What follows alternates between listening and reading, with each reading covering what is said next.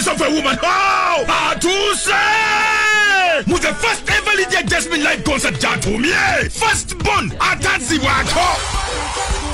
Ngarumu match Hotel Africana. Ono simu sika ko ono wapayo chirikavya ni freshman nange.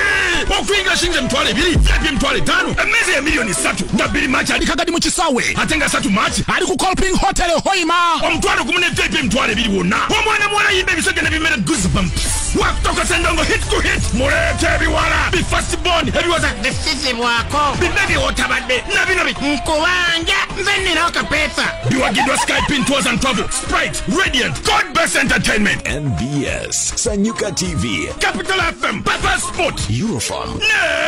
Everywhere you go. MTN. Hold on, ebitegekewa. Yes, Sinke Events.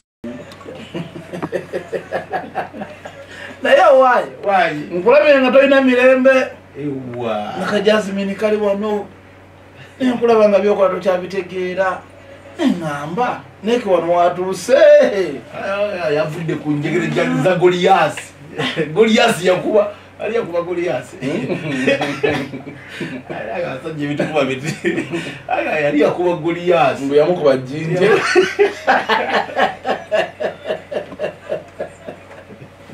Deye mukuli samu Lydia Jasmine tabadde mwangu.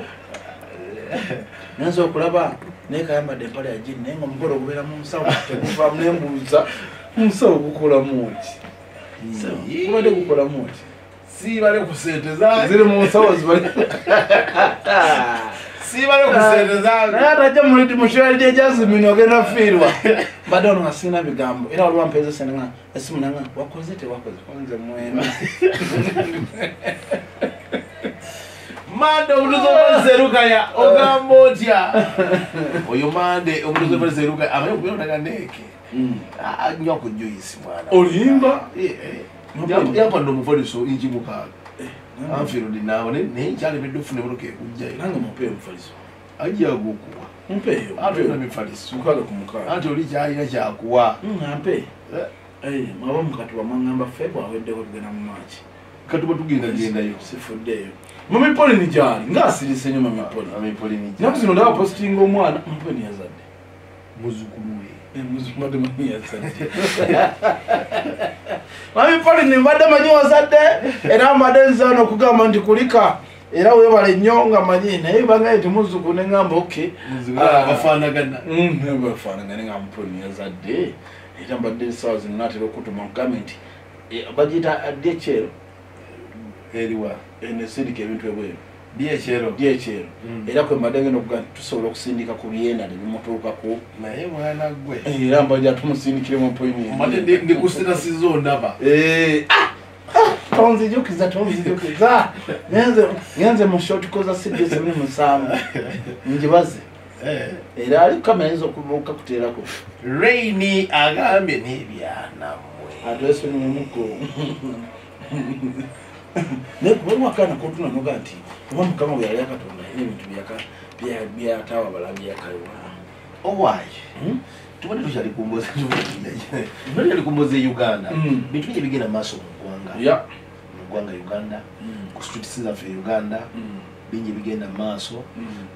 street weekend bitugenda ku film weekend boss is very single tanda ku street ku street weekend etambode nnyo sinzira ngatu ibisa mpola mukulu Rema Namakula yavuddeyo mukulu omukyala Rema Namakula mukulu ku side ya Moza seku yange etu kuyanga bira mukyala eri abira mukulu ya concert yabya tambode bulungi era kininzo kugamba nti sound bangamye sound yabacyankana nyekoko kubana ni nawe nga fetuli mu governor naye abadde bagandi sound yonga yo yabacyankana nako era ne bebuuza nti microphone etali mu Bwanda oba era kwolo kiki twetogera ko tugamba nti Rema ayinza okulowooza sambo bago boyina simukyala wo mutuge munange Rema ayagala baawo mbera onendo zego bali alimba chali waffe amulimba muko ya love yakongera okunyonyola musoza mbudayo we checking enzo kwa Rema ala bikaita kwagala ngakolimba bulimbi guno omukwano gwasitudde enkundi anti abali mushoba agamba nti yalowooze siyaze na mukyala we mukyala we takwagala tekwagala oyina ebirungo by'obulamu ndi era abafuluba mu sheeyo baagenda bagamba nti wenzire wako omusajja mutuge nga n'omusajja agamba wenzire wako omukazi mutuge Rema yassamu obungodira mu show ng'omwami amusa kwatudde akyulira dda nti mwami nembuuza oganda waffe kimulekoliobadde kankubuze omusajja tulindeke ebbali oliobadde gawo nobeeraga ng'owulira ng'oli musajja nobeera n'omuntu nakufeelings nati oli musajja abawo naffe Kampala kateoza oli Juba oli Juba abawa kati nkubuuza kuba gwatera oli onkyusakyusa abantu gwatera onkyusakyusa abantu oyagala ndi weekend wali muliwoobe oyagala mbagambe nti wiiki obadde muliwoobe iti kyebuuza oli odeka oliwagaa nti ngufiriga ngoli musajja omwana nakuwase nakuwaemmere nakuwa eswali nayawula eswadi nakulali nafaako nga nesiriwa ejjanji kubako naye bankutumiddeko ogamba oti kati olaba waliwo obeera yajjirwa neibawo waliwo omwana gwobeera naye mbulamu okitegera nolanga ekituufu olinga atuuse esawa zino amuza kyawulira balinga bamusindikira malayika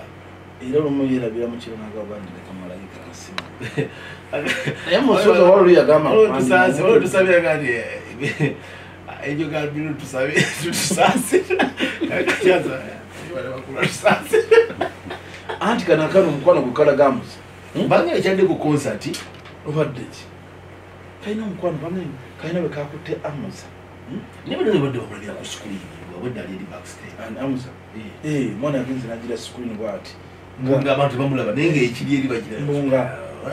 ng'omwana abula kumuna munnabugere mbubedde abirabira ku screen abe baswabulu be babadde kati mukwano waffe alikuki niba nga bamuyita mu show yagenze bali mutini yagenze bamuyita oli omukwano gwe balagamuza tosobola kugendayo bayinza okusanga mu katebe ng'ofudde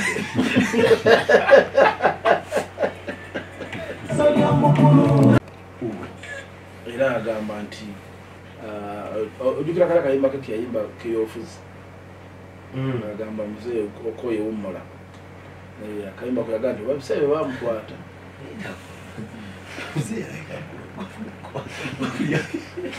era agamba nti ebiseera bamukwata mba ojjukiramu ebiseera ebyo bamukwata nono DJ Jona producer Jona batwala Jona ina asigala wano ekibuye guni wamwongerayo omukulu gwe bayita Mugema kati wayongerayo Mugema nagamba yagamba ngomu abatuke namutumya oluyimba olutasobola isa ku mpewo webamala omutumya ne bamulinyisa mu baafu ekigere okugulu okumu bamala omulinyisa yagamba nti okuva bwe yavaayo okuze ku mulima mpolampola naye kati kwafuusa ekizibu era ne bamugamba nti ayina kansa w'okulususu era wetwogera saawa zino abeera awo ataaja ayagala buyambi nga bakuva bwe yava eyo era akubye n'akayimba bayitawo kyasoose okwogera mu byonna byonna yagambye buli mukazi ng'oli eyo nga gwogamba olina omwana we sooka oleeta omwana we ng'akyali mulamu alinga eyalambye era kwefu yayisa obujja emboozi ye waawo ne ku social media awo naye yasabye naga nti gweobeera mukyali amumanyi nti Mugema yali akwogaddeko olina omwana we muleete ng'akyali mulamu Mugema embeera gy'alimu ekigere kyebayita okuvunda kivunza era kati bwomulaba oyinza okulowooza alina enjovu kinene kitegeera naye mu byo binakuttemu yagambye nti oba olina omwana we era Nec oba wali otambuleko ne Mugema nolaba yali yegadangako nga waliyo asuubira okuba nga alina omwana wa Mugema omutwaliye ng'akyali mulamu yabagambye era n'akayimba keyakubye tugenda kakubamu bagayita Mukama mpayo chance kayimba ako era ngenda kukulaga ebifaananyi bya Mugema saawa zino tosobola kwambala ngatto munene muko oyinza okulowooza alina enjovu Mugema emboozi ye nzibuzibu mpanvu oba ogigoberedde era muganda waffe tumusabire obusabize essaala naye nga kyaliko saa zino kyoki Brad Mayinja wadde Wa nga munana. Ye Friday ja. Ya Friday, ya Friday ja. Ya Jasmine. Tujja kwa na kulwa abacha. Neka tusoge tuyinza oba naye ku Monday. Ayinza okujja na tukyalirako. Kato sabe. Okay.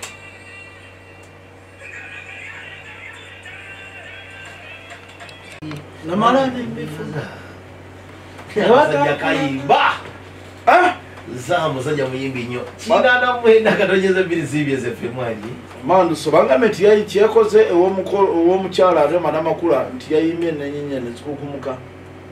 Yomu ku bayimbi abayimbi wa Rema Namakula. Ayimba ng'eri mutayimbye bulungi. Obweda jja n'abagamba bakabina. Rema ekya confusing nzemu. Obadde ng'aliku mushiyo okweraga. Ekya confusing nzemu. Rema ayina ennyimba. Zina. Ayina music. Zina. Kuzina mapiano ake. Kuyimba byali kuzina mapiano. Rema nyimba ze neva ngati yayimbye nga bwalina performance ya Rema ogimanyi ogira ku show ya Rema oshega yaze mulaiva tidali kene omuntu alina kintu kimu dali Rema kyalina kintu kimu alina kintu kimu ayagala nnyo kakasanga omusajja namufuna nakola ki namufuna kitegera alisazo omusajja tewali ayinza mumugjaku omukyala omusajja wuwe yasibye alina okukola nti alina mukuumira waka omanyi nti omukyala omusajja oli bwomukuumira mu kamera okitegera wafule nabona bugamba nti nebano lwaki ono byatulaga naffe tetubinoonya ayimba n'atuuka ng'ayimbi n'amala ate nayagala ate okuleeta omusajja obbalaga munaku otukimanyi kuba omukolo gwe gwonna gwatuuka gwali gutuuse netugumanya empaga abantu bagigendako naye essaawa zino bweba time nga yakuba ndongo eba ina kuba ya ndongo naye abantu bafule bagamba yazze mutuwani omusajja darling biki okitegera ebintu ng'ebyo ebiteetagisa mu sho muganda wange era kyempola nze kashokalidde Jasmine era kabeeramu nnyo lwaso agenda tuwaniranga yantuwalidde neke bamutwala okitegera kati talina nnyo bwakakasaji era kikyoyogeza mbeera kigyogezako teeka odasimbadde mbawo kyakulabirako kati mumbeera obadde olina kyotangira bavubuka bakitemwewumuzaako yotandalaba yamala n'abikolaga ina byesingalaba kubifuna ojja kudda ombuulire so anti sho yabadde nungi omwiming saha yayimbye mbona okusingana nyini sho nosho yayimbye nnyo abayimbyawe Rema yayimbidde sawa nadda kayimba kali akakazibu kapombo ate gwatalina nyini sho wakyoyimba enkuba mpaka lwejja yayimbye nenyimba yagala osimalayo ampozi n'abaana abalabe bagambye abayimbye obulungi bitusi ya bitusi obalaba abaana bakola rehearsals ennyo bitusi bwebawa obudde muganda wange yinza obutabawona bitusi bayimba balina engeri gye beeyawula luli baali emabega baali Julio ne Mr. Lee nga balina engeri gye bakuwonagamu nga ate Bobby Lash alina engeri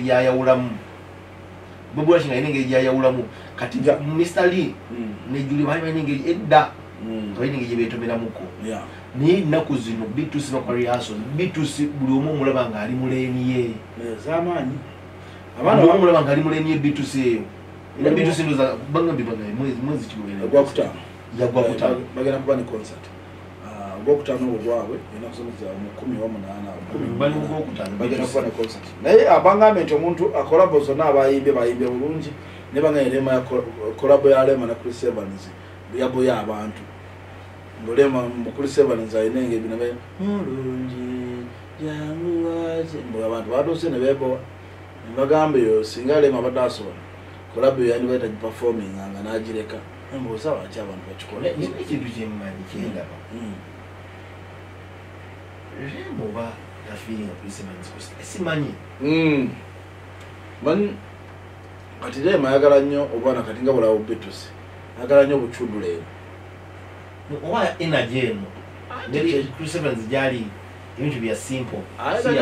ayagala nnyo buchudule kati ono Chris Evans ajja ate Chris Evans ajjanga ba Geoffrey Utaya kikola kiri Chris Evans wawaja kati kikola bila ne bakuyita ne bagala leeta kuli Severance Geoffrey Utayi ayinza okuyita Geoffrey Utayi ajja ne vibe naye kuli Severance njagalana naye mutidde ayingiranga agenda okuzina siro okitegeera abaana baba mu vibe kati kuli Severance ereme nga baga nti yakula nnyo ne jjajjaawe okitegeera kakyaka lyo olujjajja lwajjamu nnyo ayina ekyokubiri nti nga bwe kiri nti ye bamutikkira mu bintu bya nnimiro abeera nnyo mbiri londo olumbugu kabala okitegeera ebintu ng'ebyo kati aye ne Rema Namakula ogenda okulaba nga kolabo yaabwe amazima gennyini ebowa abalaba sho ebyaddala nibangambe abamu Rema ayinza okuba tagifiiringa ngayo Rema tagifiiringa ate nga abantu bajagala era simanyi abasabira kolabo eyo oba Rema erina byemujjukiza kuba bagamba akayimba ako baali bakasindikira muntu ate nga abantu bali wagala oluyimba lwabwe okayina akayimba ako lwalinda kayimba ako banga abaali balina gye bakasindika kyaka abambire emono atya buli we bakayimba awulira nga amuzza mu nnaku nga wajonsiza nga nalabirayo ebizibu soko kuba akayimba akantu ayinza okuloza yakiyitamu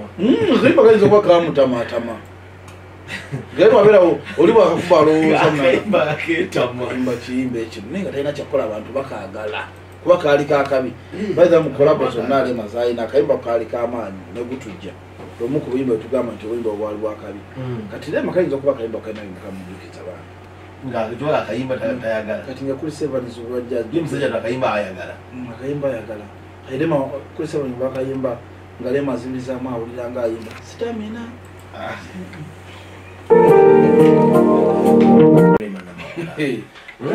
naye abantu olukomplainingako nti Rema naye kayimba luyimba luno waganda ngali atalufiiringa bulungi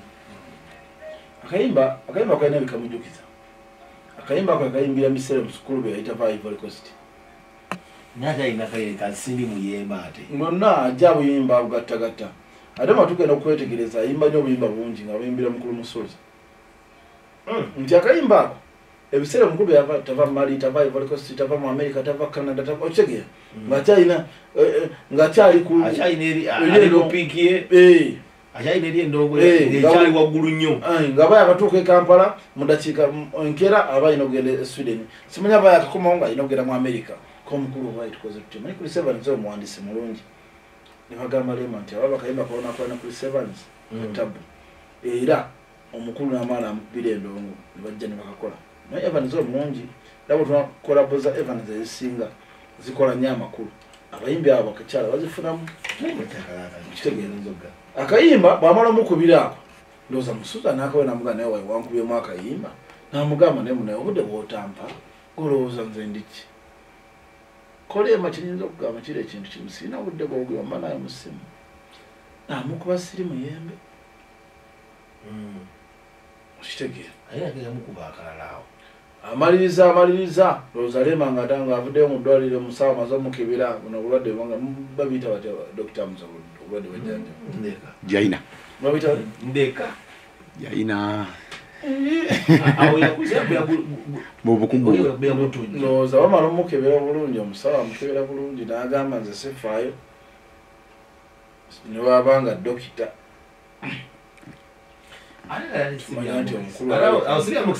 yali asiibula katuwale n'okuba ogutujja yayongerako akasooli olwo ng'amaze okufuna dokita ng'ogutujja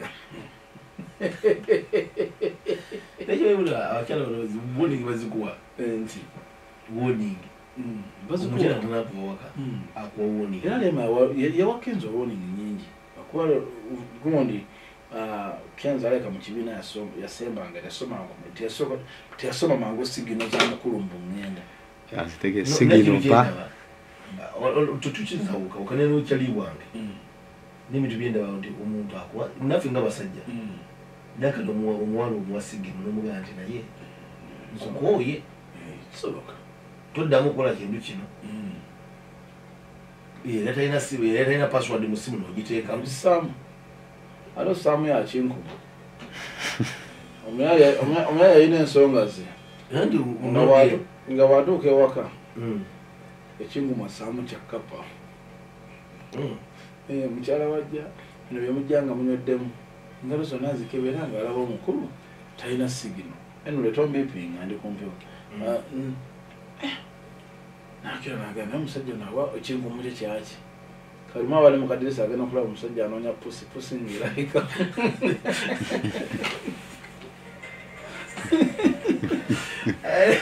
Uliwande wakanga anoja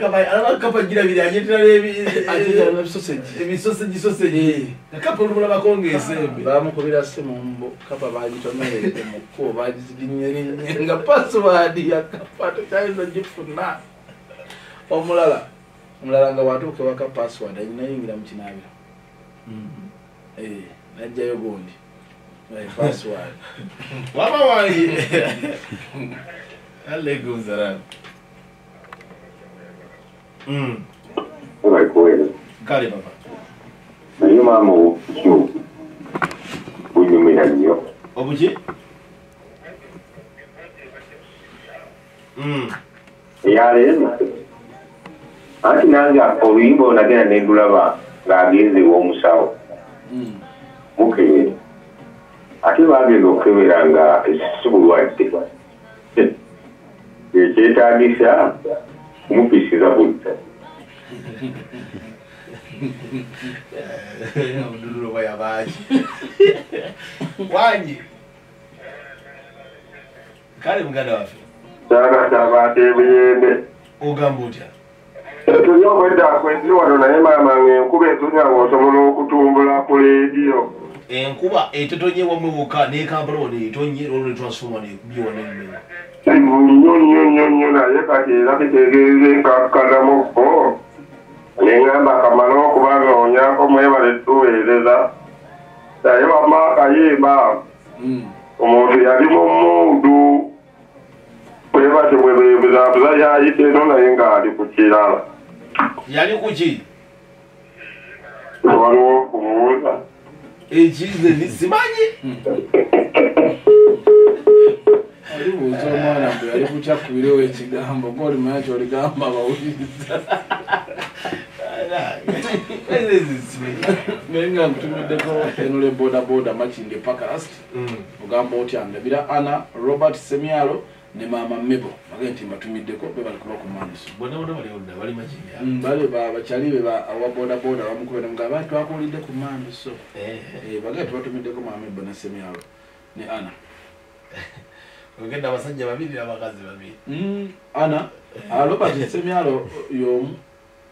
Ana ne mama Mebo babeerako ku mandiso tebavaako paaku makya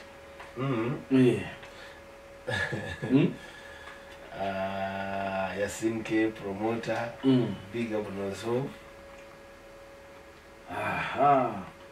naye nga ye bankakasinza 10th May B2C ani akakasiza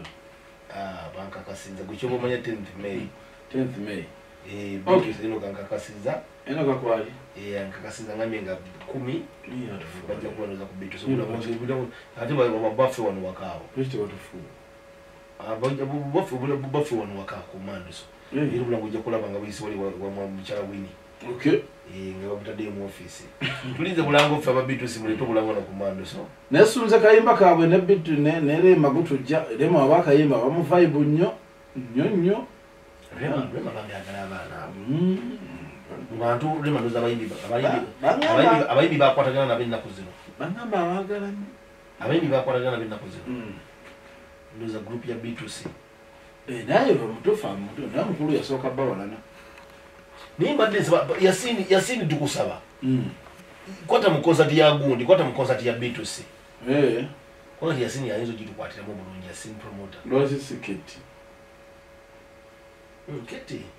baide ne Keti naye asobola oba Abitex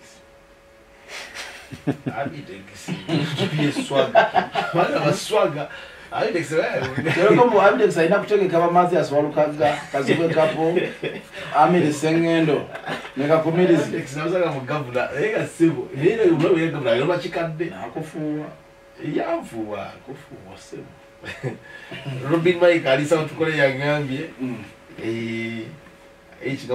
alabi status yange ndoza tuni Jasmine nagamba oti ngamba otyo olwo nanga alabanga ki Jasmine kimbahaga awulira bubi wadanga awulira bubi aba wanje gamba Jasmine takisusa kale se alaikum salam Wano songa zalabo. Ani Daud no ruaka pawa. Ada Daud no soja chikola vuote. Gula ko ya ni Daud no tekijja kusoboka. Olwokuba yalina omukisa oguyitamu. Agadde akolera ddala. Naye naye gasabire nnyo muganda waffe Daudi Mugema okubanga embeera gyayitamu Nec nga bwe njikulaze sinyangu. Ensonga zonna. Mpoza bayongedde okunkakasa B2C 10th May bagenda kuba ku Africana nabaawo mwezi gw'okutaano yasitu kusabo kibere kino kangambe bali mu nteseganya ne Yasina ngambe bali mu nteseganya ne Yasina kasoka ve wa Jasmine niba naye mbula muteri muntu mugumu nga Enoka andi Enoka ajja kwali kusipiti zaffe ne Enoka tusobola kugula de boji wa Benita agamba danga tufa tukola tugenda kufuna sente mugambo waye kali ngule ekikomando kya Hajaluna gamba linda ko tugenda kufuna muva mu concert n'ogamba ne Enoka obugumu bwoliko tumale kufuna kifo ko lift kikusumula mu sente mu nsawo oba kasitana agenda ke Yasina musindisi wa Yasina angambi bogedezeganya ni mwami Yasinuke Yasina promoter bachali no bayintesera zijalo bachali busy nyoko ya Jasmine katumalize ya baby nanga katumalize ya baby jamaa kubaddira mpola okay ebayino nakayimba kapya wantama kayimba kalungi nnyo by the way bakoze bulungi omwaka ogwedde era omwaka ogwedde abana buli mwaka babayo n'oluyimbo luli bakuba akalango kaabwe akabatundu obulungi bonnuma ne kakola bulungi Dancun niko tusangusa pale kati kubuyimbo pia zinde chikasa tuzisigaddeyo ngatuliza ongambi oli mulimba kintu talumanyiyo tugenda kusaba tuyite mulimba lwa Mugema lupya kwana ndowooza oli lulimba lwa Mugema ndowooza oba stanti si stanti Mugema ali mu mbeera sinungi era ddala Mugema ali mu mbeera etawuumya tooke Chubula na kuisina ngamba Dancun wale na ku street Mugema chaliwo balokwefurukuta muzo balokwefurukuta ne kufurukuta nawe baba singomba ne Mugema benza ngali kembere nyo makini manyi makindi yo seta abayimbi era bu kimu kyo nonye kiri mayimbi kibala makindi bayita kusutiza fezilizo otero kunsanga muntu nyamuka mbobiri shitegera awo manyira oluvuvuma olutya Mugema okuva ne byajja mu kufa kwa muganda waffe Adamulwana era yajja amaze kumira penikira okugula okulabyeko okukulaza mu kifaananyi sibyamu era embeera nga muganda wange temuyisiriza bulungi ate n'akamu era bwe kwavudde n'asaba abaana be buli gwe yazaalamu leeta omwana ate naawe alina kyosobola omuyambako n'agamba naawe jjamu era akayimba ke tugenda okukuba asaba chance kayimba kapya kanako bizoka katukusabulira ku buyimbo bupya bungi katandikire kana ka Daudi Mugema. Subscribe to our YouTube channel now and make sure you never miss another upload. Katunyumira programs zaffe zonna zosubiddwa ku YouTube channel yaffe eya CBS FMUG. Ring the bell and never miss another video. Twegatteko ku channel yaffe eya CBS FMUG ng'onyiga kadawo oba YouTube bell button osobola okufuna okumanyisibwa ku buli program gye tukuweereza. Leave a like now. Teweerabira YouTube channel yaffe CBS FMUG. Subscribe and leave a like. CBS FM.